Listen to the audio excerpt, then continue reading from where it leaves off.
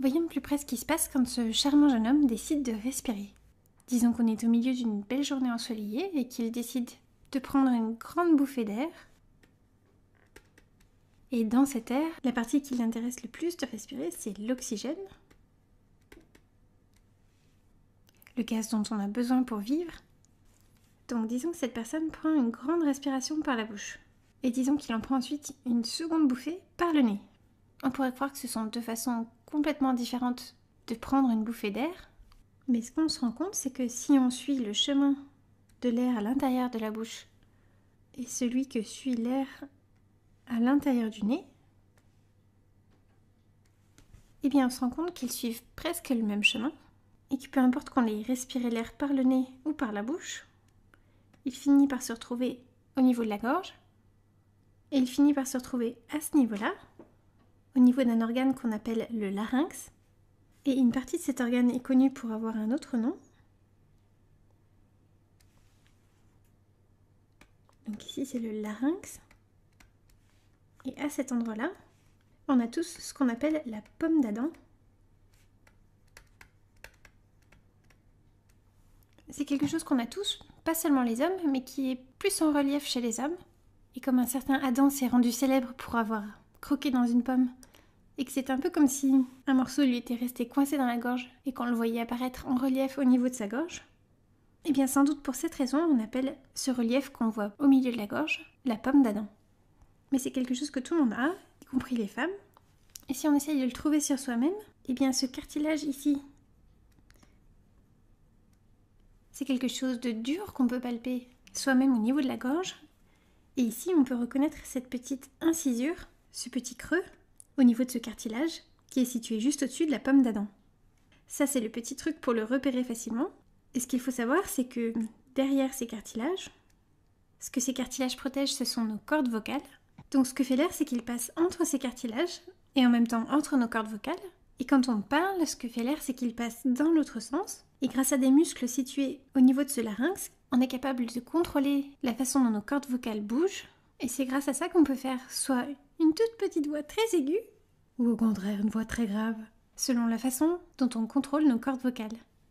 Donc reprenons le chemin que suit l'air après avoir traversé le larynx. Il se retrouve maintenant au niveau d'une autre série de cartilages qui forment une sorte de tuyau qu'on appelle la trachée. Il continue à descendre jusqu'à arriver au niveau des poumons.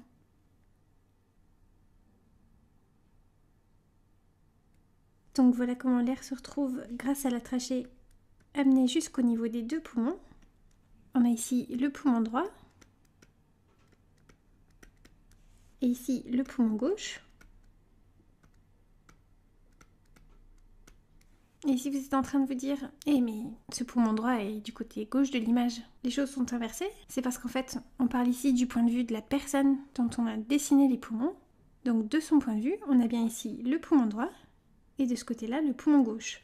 Et ce qu'on voit, eh bien, c'est que les deux poumons ne sont pas strictement identiques. Ils sont un petit peu différents. La première différence qu'on peut remarquer, c'est que le poumon droit a 3 parties qu'on appelle des lobes. Je vais marquer leur nom ici. On a le lobe supérieur droit, le lobe moyen et le lobe inférieur. Alors que le poumon gauche n'a que 2 lobes, qu'on appelle logiquement le lobe supérieur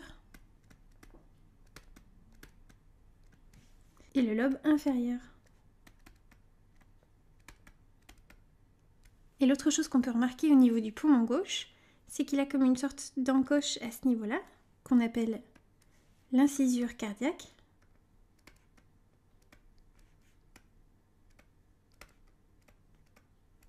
Et la raison pour laquelle on appelle cet endroit l'incisure cardiaque, eh bien c'est parce que le cœur est situé justement à cet endroit-là, entre les deux poumons, et que sa pointe, qu'on appelle aussi l'apex, forme une sorte de creux au niveau du poumon gauche.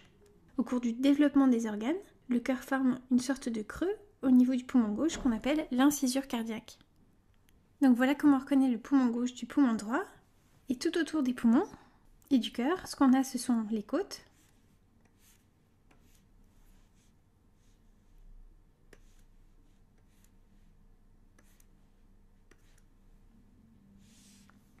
et sous les poumons et le cœur, ce qu'on trouve, c'est un muscle qu'on appelle le diaphragme.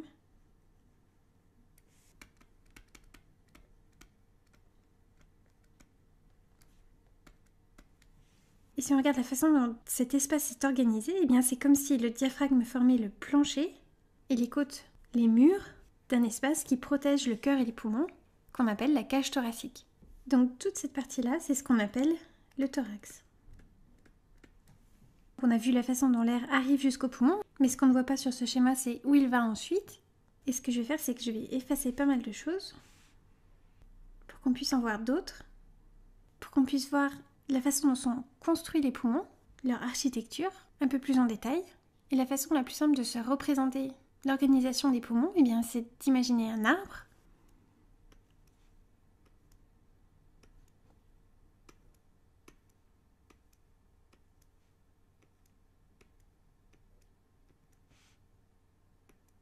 Dont les branches se ramifient petit à petit.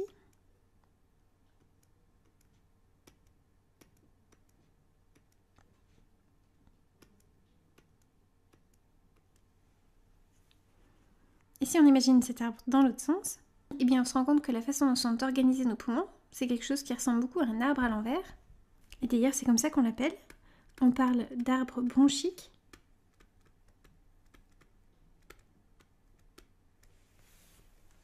Dont le tronc serait la trachée, et qui aurait deux branches principales, à partir desquelles partent d'autres petites branches, qui donnent à leur tour naissance à des branches encore plus petites. Donc l'air arrive ici, et il se sépare ensuite dans ces deux directions. Et ce qu'on voit, c'est qu'ensuite, chacune de ces régions qui a une couleur différente correspond à un des lobes des poumons. Les parties vertes sur ce schéma vont jusqu'au lobe inférieur. Du côté droit, on a cette partie violette qui dessert le lobe supérieur, et cette partie en orange le lobe moyen. Et du côté gauche, puisqu'on n'a pas de lobe moyen, on a juste cette partie violette qui dessert le lobe supérieur. Ce qui peut paraître étrange, c'est de voir à cet endroit du vert et du violet qui semblent s'entrecroiser. Et par exemple ici, c'est comme si on avait des branches du lobe moyen qu'on voyait au niveau du lobe supérieur. Mais ce dont il faut se rendre compte, c'est que ce dessin est en 2 dimensions alors que les poumons sont en 3 dimensions. Et là, ce qu'on fait, c'est qu'on regarde les poumons de face sur ce dessin. Mais en fait, il faut imaginer que le lobe moyen remonte un petit peu plus haut à l'arrière du poumon, et que c'est pour ça que quand on le regarde de face, on a l'impression que ces branches sont au niveau du lobe supérieur, parce qu'elles se projettent à cet endroit-là, mais elles appartiennent bien au lobe moyen. Alors reprenons le trajet que fait l'air à l'intérieur des poumons, et disons qu'on suit cette branche jusqu'ici, et imaginons qu'on zoome sur cette région, et qu'on zoome vraiment beaucoup jusqu'à ce qu'on ne puisse plus le voir à l'œil nu, mais avec un microscope. On arrive à quelque chose comme ça, comme un ensemble de petits sacs qu'on appelle des alvéoles. Donc si on suit le chemin de l'air jusque-là, ce que fait l'air, c'est qu'il arrive au niveau de ces alvéoles, qui sont une sorte d'impasse, où l'air fait demi-tour avant de repartir dans l'autre sens. Mais ce qui se passe avant qu'il reparte, eh bien c'est qu'au niveau de ces alvéoles passent des vaisseaux sanguins. Disons que le sang arrive par là et qu'il parte dans cette direction. Eh bien c'est à ce niveau-là que de l'oxygène passe dans le sang. Et c'est aussi au niveau de ces alvéoles que le CO2 qui est produit par notre organisme quitte le sang pour être éliminé par notre organisme dans l'air ambiant. Voilà comment à chaque fois qu'on inspire, l'air se retrouve jusqu'au niveau des alvéoles pulmonaires, où l'oxygène peut diffuser dans le sang, et où le CO2 que nos cellules produisent diffuse également, ce qui lui permet d'être éliminé au moment de l'expiration.